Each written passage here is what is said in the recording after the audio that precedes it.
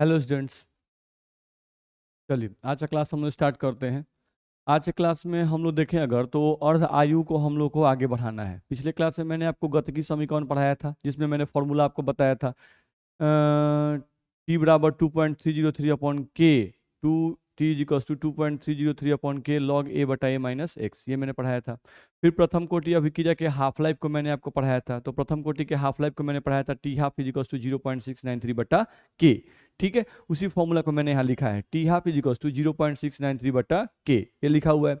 अब इस फॉर्मूला में आप ध्यान से देखो तो इस फॉर्मूला में कहीं भी अभिकारक की सांद्रता उपस्थित नहीं है, यानी इस फॉर्मूला में 0.693 ये एक नंबर है, के वेग स्थिरांक है। इस फॉर्मूला में कहीं भी अभिकारक की सांद्रता हमको नहीं दिख रही है। ए अगर होता, ए हम लोग वर्ड यूज करते थे ए, तो ए था अभिकारक की सांद्रता, ए माइनस एक्स था अभिकारक की बची हुई सांद्रता। नहीं, तो इस फॉर्मूला में ना ही ए दिख रहा है ना ही ए माइनस एक्स दिख रहा है। यानी कि इस फॉर्मूला से यह साबित होता है, इस फॉर्मूला से यह साबित होता है कि प्रथम कोटि अभिक्रिया का अर्ध आयु, प्रथम कोटि अभिक्रिया का अर्ध आयु अभिकारक की सांद्रता पर निर्भर नहीं करता है। तो वही बात मैंने यहाँ पे लिख दिया हुआ है। इस सूत्र से यह स्पष्ट होता है कि प्रथम कोटि अभिक्रिया के अर्ध आयु का मान अभिकारक की सांद्रता पर निर्भर नहीं करता है। नहीं, तो अभिकारक की सांद्रता पर निर्भर नहीं करता है, इसका मतलब हुआ कि आप सांद्रता बढ़ाते जाइएगा, आप सांद्रता बढ़ाते जाइएगा, टी हाफ का मान नहीं बदलेगा, टी हाफ का मान नहीं बदलेगा। उसी चीज को यहाँ से दिखाया भी गया है, देख लो डाटा में। यहाँ पर लिखा हुआ है अभिकारक की सांद्रता और यहाँ लिखा हुआ है अर्ध आयु। तो अगर अभिकारक की सांद्रता जब 10 है, यहाँ पर आप देखो तो अभिकारक की जो सांद्रता है वो कितनी है 10, तो उस समय टी हाफ अर्ध आयु का मान कितना है 3। अभिकारक की सांद्रता हो गई 20, अभिकारक सांद्रता 10 से 20 कर दिए, बढ़ा दिए, तभी टी हाफ का मान 3 ही है, उसमें कोई बदलाव नहीं आया। अभिकारक की सांद्रता 20 से 40 कर दिए, तभी टी हाफ का मान कितना है 3 ही है। ये मान हम लोग का चेंज नहीं कर रहा है, ये मान हम लोग का चेंज नहीं कर रहा है। तो ये हम लोग को ध्यान रखना होगा। ठीक है, तो यहाँ से क्या समझ में आता है, यहाँ से हम लोग को क्या समझ में आता है, तो यहाँ से हम लोग को ये समझ में आता है कि अगर अगर हम लोग कोई बर्तन लेते हैं और उस बर्तन में मान लो कि अभिकारक ले लिए 10 ग्राम, अभिकारक ले लिए 10 ग्राम। अब 10 ग्राम अभिकारक लिए हैं, अब 10 ग्राम का आधा कितना होता है 5 ग्राम। तो 10 ग्राम में से 5 ग्राम खर्च होने में, 10 ग्राम में से 5 ग्राम खर्च होने में मान लेते हैं कि 3 मिनट टाइम लगता है। कितना टाइम लग रहा है 3 मिनट मान लिए हैं कि 10 ग्राम अभिकारक है, 10 ग्राम अभिकारक में से आधा यानी 5 ग्राम खर्च होने में 3 मिनट टाइम लगता है। ठीक है, अब चलो हम लोग क्या किए कि अभिकारक की, अब दूसरा एक बर्तन लिए, सेम अभिकारक जो वो लिए थे वही अभिकारक यहाँ भी ले रहे हैं, बस अलग बर्तन में ले रहे हैं। अब उस अलग बर्तन में हम लोग 20 ग्राम अभिकारक डाल दिए। ठीक है, और ये अभिक्रिया प्रथम कोटि की है भाई, जो भी हम लोग बता रहे हैं वो किसकी है, प्रथम कोटि की है। तो अब 20 ग्राम अभिकारक ले लिए, अब 20 ग्राम अभिकारक का आधा कितना हुआ 10 ग्राम। नहीं, अब इस 10 ग्राम को, 20 ग्राम का आधा जो 10 ग्राम है, इसको भी खर्च होने में 3 मिनट ही टाइम लग रहा है। ठीक है, इसको भी खर्च होने में 3 मिनट ही टाइम लग रहा है। अब एक तीसरा बर्तन लेते हैं, तीसरे बर्तन में हम लोग अभिकारक की मात्रा कर दिए 40 ग्राम, 40 ग्राम का आधा कितना हुआ 20 ग्राम, 20 ग्राम को भी खर्च होने में 3 मिनट ही टाइम लग रहा है। यानी आप अभिकारक की सांद्रता बढ़ाते जा रहे हैं, नहीं, अभिकारक की सांद्रता अगर बढ़ा रहे हैं तो इससे अभिक्रिया का दर क्या हो रहा है, बढ़ते जा रहा है। नहीं, अभिक्रिया का दर कुछ इस तरह से बढ़ रहा है कि अभिकारक की आधी मात्रा को खर्च होने में जो समय लग रहा है वो बराबर लग रहा है। देख रहे हैं 10 ग्राम का आधा 5 ग्राम, उसको भी खर्च होने में 3 मिनट टाइम लगा। फिर 20 ग्राम का आधा 10 ग्राम, 10 ग्राम को खर्च होने में भी 3 ही मिनट टाइम लगा। तो अभिकारक की सांद्रता अगर हम लोग बढ़ाए, अभिकारक की सांद्रता अगर हम लोग बढ़ाए तो उससे अभिक्रिया का दर कुछ इस तरह से बढ़ गया कि 5 ग्राम को खर्च होने में भी 3 ही मिनट लगा, 10 ग्राम को खर्च होने में भी 3 मिनट ही लग रहा है। ध्यान रखना है। ठीक है, अब हम लोग 40 ग्राम लिए तो 40 ग्राम का आधा 20 ग्राम, इस 20 ग्राम को खर्च होने में भी 3 मिनट ही टाइम लग रहा है। यानी अभिकारक की सांद्रता बढ़ाने से अभिक्रिया का दर कुछ इस तरह से बढ़ जाता है कि अभिकारक की आधी मात्रा को खर्च होने में, अभिकारक की आधी मात्रा को खर्च होने में बराबर समय लग रहा है, सब में 3 मिनट ही टाइम लग रहा है। देख रहे हैं, नहीं, यानी अभिकारक की सांद्रता बढ़ाएंगे तो अभिक्रिया का दर प्रथम कोटि में कुछ इस तरह से बढ़ जाता है कि अभिकारक की आधी मात्रा खर्च होने में बराबर समय लगता है। अभिकारक की सांद्रता बढ़ाने से टी हाफ का मान नहीं बढ़ता है, ध्यान रखना है। ठीक है, तो वही बात हम लोग को यहाँ से बताया गया। ठीक है, तो यहाँ से हम लोग इस बात को थोड़ा सा लिख सकते हैं, हम लोग चाहें तो यहाँ से लिख सकते हैं कि अभिकारक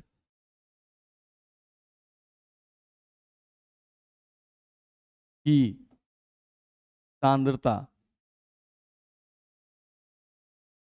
अभिकारक की सांद्रता बढ़ाने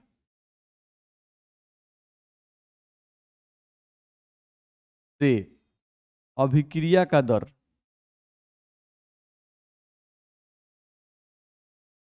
अभिक्रिया का दर कुछ इस तरह से बढ़ जाता है, कुछ इस तरह से बढ़ जाता है कि अभिकारक की सांद्रता बढ़ाने से अभिक्रिया का दर कुछ इस तरह से बढ़ जाता है, कुछ है, कुछ इस तरह से बढ़ जाता है कि अभिकारक की आधी मात्रा, अभिकारक की आधी मात्रा को खर्च होने में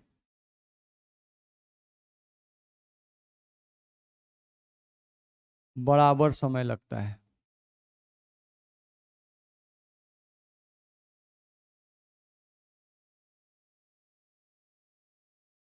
ध्यान रखना है, तो वही बात हम लोग को यहाँ से बताया गया, नहीं उसको हम लोग को ध्यान रखना है। चलो अगले पॉइंट पे आते हैं। अगला हम लोग देखें अगर, तो उसी चीज को ग्राफ से रिप्रेजेंट किया गया है, अभिकारक की सांद्रता तथा अर्ध आयु के बीच का ग्राफ। ठीक है, अभिकारक की सांद्रता और अर्ध आयु के बीच का ग्राफ, याद रहे ये जो ग्राफ है ये फर्स्ट ऑर्डर रिएक्शन का है, प्रथम कोटि अभिक्रिया का ग्राफ है, प्रथम कोटि की अभिक्रिया, ये प्रथम कोटि की अभिक्रिया का ग्राफ है। अब यहाँ पर हम लोग को ग्राफ खींचा गया है, तो ये जो लाइन है ये अर्ध आयु का है, अर्ध आयु का मतलब हुआ ये टी हाफ का लाइन है, ये अभिकारक की सांद्रता का लाइन है, ये लाइन जो है ये अभिकारक की सांद्रता को दर्शा रहा है और ये टी हाफ को दर्शा रहा है। ठीक है, अब अभिकारक की सांद्रता और अर्ध आयु यानी टी हाफ के बीच जब हम ग्राफ खींचते हैं तो ग्राफ कुछ हम लोग का इस तरह से आया। ये ग्राफ क्या रिप्रेजेंट कर रहा है, तो ये ग्राफ रिप्रेजेंट कर रहा है, देखो अभिकारक की सांद्रता हमारी अगर 0.01 है मान लेते हैं, उस समय टी हाफ का मान, यहाँ पर जो टी हाफ का वैल्यू है वो मान लेते हैं कि हम लोग का 10 है, 10 मिनट है, 10 मिनट है। अब अभिकारक की सांद्रता 0.01 है, तो उस समय आप देख सकते हो कि हम लोगों के टी हाफ का मान कितना है भाई, तो टी हाफ का मान 0.01 है। अब अभिकारक की सांद्रता हम लोग कर दिए 0.02, अभिकारक सांद्रता बढ़ गई, तो अभिकारक की सांद्रता बढ़ गई, फिर भी टी हाफ का जो मान है वो आप देख सकते हैं कि 10 मिनट ही है। अभिकारक की सांद्रता आप कर दिए 0.03, उस समय भी देखिए कि 0.03 सांद्रता पर भी नहीं, टी हाफ का जो मान है वो हम लोग का 10 मिनट ही है।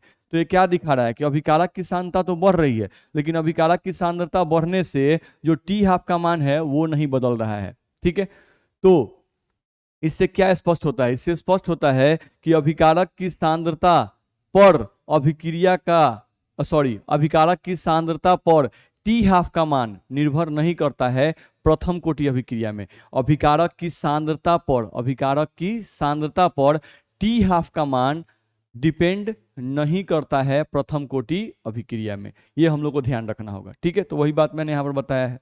चलो यहाँ पे लिख भी सकते हैं, यहाँ पे हम लिख देते हैं ताकि आपको ध्यान में रहे। इस ग्राफ से भी यह स्पष्ट हो रहा है या स्पष्ट होता है कि अभिकारक की सांद्रता, अभिकारक की सांद्रता बढ़ने से, अभिकारक की सांद्रता बढ़ने से प्रथम कोटि अभिक्रिया के, प्रथम कोटि अभिक्रिया के टी हाफ पर कोई प्रभाव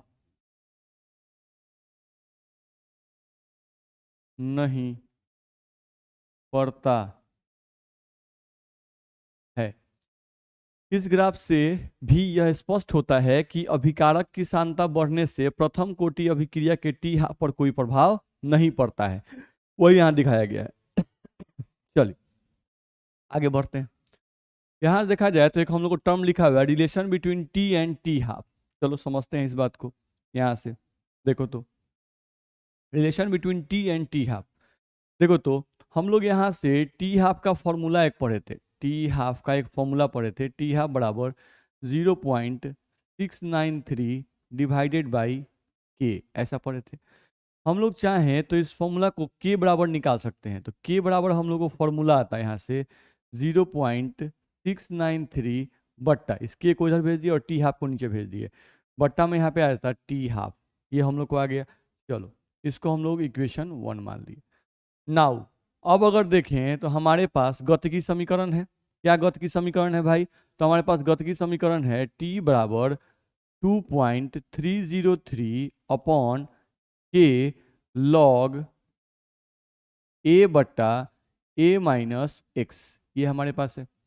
अब यहाँ से देखें अगर तो t बराबर 2.303 डिवाइडेड बाई के, तो यहाँ जो k है इस k के जगह पर हम ये मान रख सकते हैं, k का वैल्यू हम लोग यहाँ पे निकाल चुके हैं 0.693 बाई टी हाफ, तो इस मान को हम उठाकर यहाँ रखेंगे k के जगह पर, तो यहाँ रख सकते हैं 0.693 नहीं, और बट्टा में जो टी हाफ है वो ऊपर चला जाएगा टी हाफ, और यहाँ से आ जाएगा लॉग a बट्टा a माइनस एक्स, ये हम लोग को आ जाएगा। यहाँ से हम लोग देखें अगर तो हम लोगों को सॉल्व करके यहाँ पे वैल्यू अगर निकालते हैं तो t बराबर इसको डिवाइड करने पर वैल्यू आता है लगभग 3.32 इंटू टी हाफ, यहाँ से लॉग a बट्टा a माइनस एक्स। तो आप इस फॉर्मूला को देख लो, नहीं ये जो फॉर्मूला हम लोग को आया उसको हम लोग फिर से यहाँ रख रहे हैं। हम लोग को t बराबर फॉर्मूला क्या आ गया, तो 3.32 into T half log a बट्टा a माइनस एक्स, हम लोग को ये फॉर्मूला आ गया। अब ये जो फॉर्मूला हम लोग को आया t बराबर इतना, इस फॉर्मूला में आप ध्यान से देखो तो इस फॉर्मूला में आपको t भी है नहीं, और इस फॉर्मूला में t हाफ भी है, तो इस फॉर्मूला में t भी है और t हाफ भी है, तो ये एक फॉर्मूला बना जिसमें हम लोग बोल रहे हैं कि ये रिलेशन बिटवीन है t एंड t हाफ, ये relation between t and t half. तो कभी कभी इस टाइप का क्वेश्चन आएगा जबकि टी हाफ का मान दिया रहेगा, अभिकारक की सांद्रता दी रहेगी और टाइम का मान पूछ देगा, तो हम लोग बना सकते हैं इस क्वेश्चन को आसानी से इस तरह से। तो ये हम लोग को ध्यान में रखना होगा, तो ये एक रिलेशन है जिसको आप ध्यान रखिएगा। तो ये फॉर्मूला भी आपका इंपॉर्टेंट होता है, इस फॉर्मूला को भी आप लोग याद रखेंगे। चलो आगे बढ़ते हैं। यहाँ से देखें अगर हम लोग तो हम लोग का अगला टॉपिक दिया गया है full life of first order reaction, प्रथम कोटि अभिक्रिया की पूर्ण आयु। नहीं तो यहाँ से पूर्ण आयु, पूर्ण आयु का मतलब क्या होता है भाई, तो आप बहुत अच्छे तरीके से समझते हैं, ठीक है। तो मान लो कोई हम अभिकारक लिए हुए हैं 10 ग्राम, ठीक है, कोई अभिकारक लिए हुए हैं 10 ग्राम, शुरुआती मात्रा अभिकारक की 10 ग्राम है, ठीक है। जितने समय में ये पूरा का पूरा अभिकारक खर्च हो जाए, 10 ग्राम अभिकारक लिए थे, जितने समय में 10 ग्राम अभिकारक खर्च हो जाएगा वही उस अभिक्रिया की पूर्ण आयु कहलाएगी, ठीक है। तो पूर्ण आयु का मतलब हुआ कि शुरुआती मात्रा को पूर्णतः खर्च हो जाने में, शुरुआती मात्रा को पूर्णतः खर्च हो जाने में जितना समय लगता है उसी समय को उस अभिक्रिया का पूर्ण आयु कहते हैं, ठीक है। तो वही हम लोग को यहाँ से लिखा हुआ है अभिकारक की शुरुआती मात्रा। देखो भाई अभिकारक की शुरुआती मात्रा जितने समय में पूर्णतः खर्च हो जाए उसी समय को अभिक्रिया की पूर्ण आयु कहते हैं, उसी समय को अभिक्रिया की पूर्ण आयु कहते हैं, ठीक है।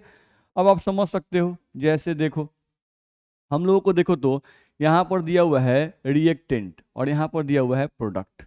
हम लोग यहाँ लिखते हैं जो पहले लिखते थे t बराबर 0, 0 समय पर अभिकारक की मात्रा कितनी है a, इसकी मात्रा भी कितनी है 0, t बराबर t समय पर कितना खर्च हो गया, तो हम लोग पूर्ण आयु निकाल रहे हैं फुल लाइफ, तो a था अब a पूरा खर्च हो गया, a शुरू में मात्रा था, अभिकारक की मात्रा शुरू में a थी, अब a पूरा खर्च हो गया तो ये a बन जाएगा।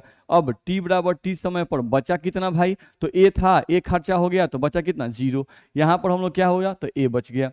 चलो अब हम लोग गतिकी समीकरण यहाँ पर लगाते हैं, यहाँ पे हम लोग गतिकी समीकरण लगाते हैं। तो t बराबर हमारे पास था 2.303 अपॉन के, यहाँ से हम लोग का था log a बट्टा a माइनस एक्स, यही हम लोग का था। अब यहाँ से देखें हम लोग, तो हम लोग को निकालना है टी फुल, यानी फुल लाइफ हम लोग को निकालना है। तो टी फुल बराबर यहाँ से हम रख सकते हैं 2.303 डिवाइडेड बाई के, और यहाँ से आ जाएगा लॉग, नहीं तो इसका ए का मतलब शुरुआती मात्रा, तो यहाँ भी शुरुआती मात्रा हम लोग कितना लिए हुए हैं, 0 टाइम मतलब शुरुआती मात्रा, तो अभिकारक की शुरुआती मात्रा कितनी है ए, तो ए के जगह पर तो ए ही रखेंगे, divided by A minus x का मतलब हुआ बचा हुआ मात्रा, तो यहाँ पर बचा हुआ मात्रा कितना है 0, तो हम यहाँ पर ए माइनस एक्स के जगह पर क्या रखेंगे 0।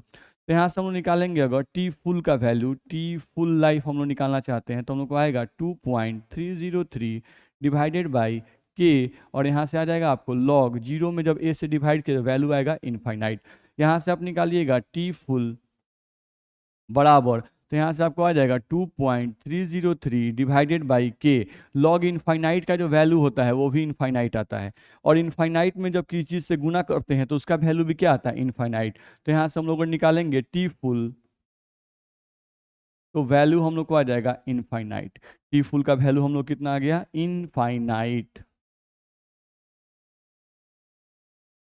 ये ध्यान रखना है।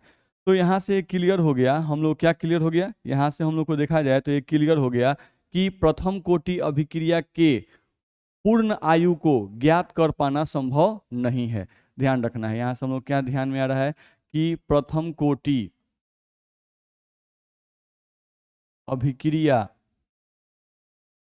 के पूर्ण आयु को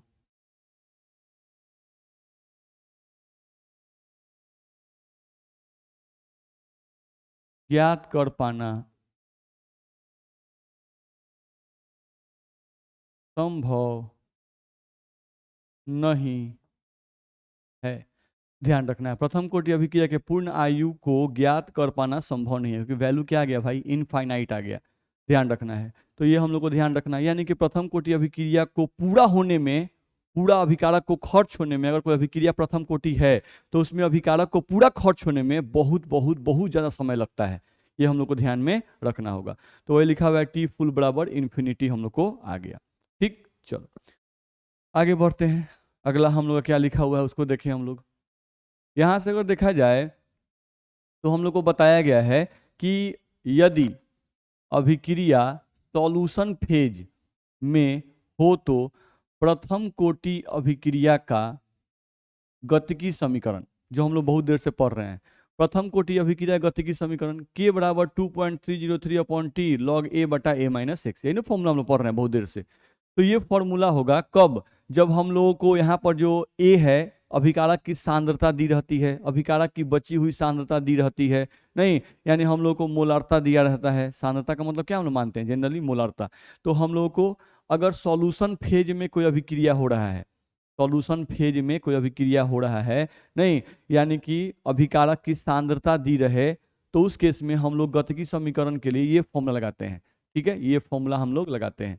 लेकिन अगला पॉइंट हम लोग को बोल रहा है कि यदि अभिक्रिया गैसियस फेज में हो, नहीं यदि अभिक्रिया गैसियस फेज में हो, यहाँ पर हम लिखेंगे तो प्रथम कोटि अभिक्रिया का गतिकी समीकरण, प्रथम कोटि अभिक्रिया गतिकी समीकरण अब कैसे लिखेंगे, तो सब कुछ यही रहेगा, बस थोड़ा सा इसमें चेंजिंग आएगा। अब गतिकी समीकरण अगर अभिक्रिया गैसियस फेज में, यानी जो अभिकारक हो वो सब गैसियस फेज में दिए रहे, अभिकारक का हम लोग को सांद्रता नहीं दिया रहे, प्रेशर दिया रहे, तो उस केस में सांद्रता के जगह पे प्रेशर का यूज करेंगे, यानी यही फॉर्मूला को लिखने का ये तरीका होगा। देख लो के बराबर 2.303 अपॉन टी, यहाँ भी है 2.30 बटा टी, यहाँ भी वही बात लिख रहे हैं, लॉग तो यहाँ भी लॉग, बस यहाँ पर ए है तो ये अभिकारक की सांद्रता थी, अब यहाँ पर आ गया अभिकारक का प्रेशर, अभिकारक का ये था अभिकारक की शुरुआती सांद्रता, और ये होगा अभिकारक का शुरुआती प्रेशर, शुरुआती दाब, नहीं यहाँ था a माइनस एक्स अभिकारक की बची हुई सांद्रता, और यहाँ P1 माइनस एक्स ये होगा अभिकारक की बची हुई दाब,